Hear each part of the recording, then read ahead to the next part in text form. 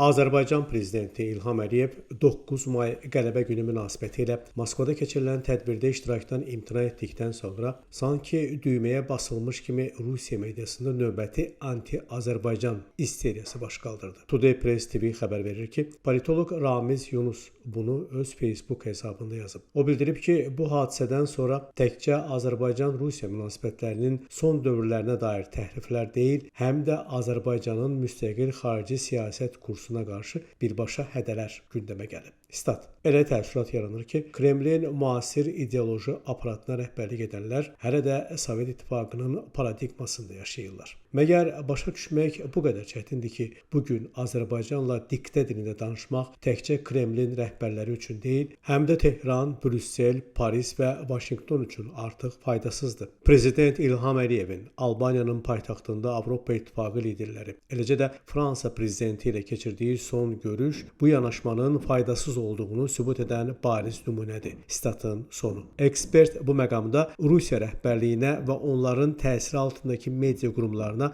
Azərbaycan xalqının tarixi yaddaşını xatırladıb. Stat. Azərbaycan xalqı 1990-cı ilin qanlı yanvar hadisələrini, Kremlə Mikhail Gorbaçovun rəhbərlik etdiyi vaxtda baş vermiş qətliamı çox yaxşı xatırlayır. Xocalı soyqırımı da xalqın yaddaşındadır. 1992-ci ilin fevralında Qarabağda ermənilər tərəfindən törədilmiş bu faciə 366-cı Rusiya motoatıcı alayının dəstəyi ilə baş vermişdi. Eləcə də 1-ci Qarabağ müharibəsi zamanı Ermənistana verilmiş dəstək, hansı ki, o dövrdə Kremldə Boris Yeltsin əyləşmişdi. Hazırki Rusiya rəhbərliyi, xüsusən Prezident Vladimir Putinin dövrünə gəlincə, bu illər ərzində Ermənistana milyardlar dəyərində silah göndərilib və ən önəmlisi həmin silahlar İrəvana pulsuz verilib. Statın sonu. Politoloq həmçinin vurğulayıb ki, 2-ci Qarabağ müharibəsi zamanı 44 gün ərzində Rusiya silahlarının İran üzərindən Ermənistan ərazisinə çatdırılması da Azərbaycan xalqının yadındadır və heç vaxt unudulmayacaq.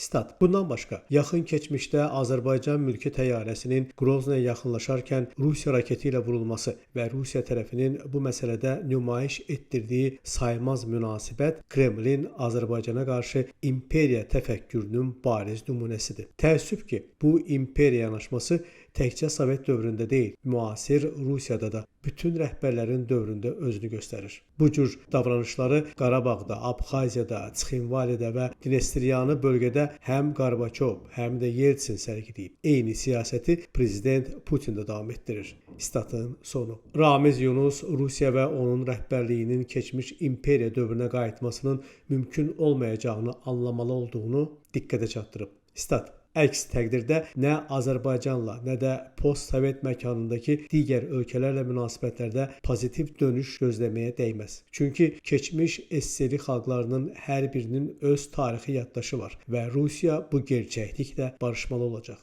Azərbaycan və onun cəmiyyəti son tarixi təcrübələrindən dərs çıxarıb və biz heç vaxt keçmişə qayıdışa yol verməyəcəyik. Bugün Azərbaycan cəmiyyətinin sərgilədiyi güclü birlik və konsolidasiya bunun açıq sübutudur. Statın sonu. Politoloq sonunda Rusiya rəhbərliyinə və onların təbliğatçılarına Rus tarixçisi Vasili Kluchevskinin tarix öyrətmir. O, ondan dərs ala bilməyənlərə cəzalandırır sözlərini xatırladıb. Qiymət Mahir Namiq Abbasov, Today Press TV.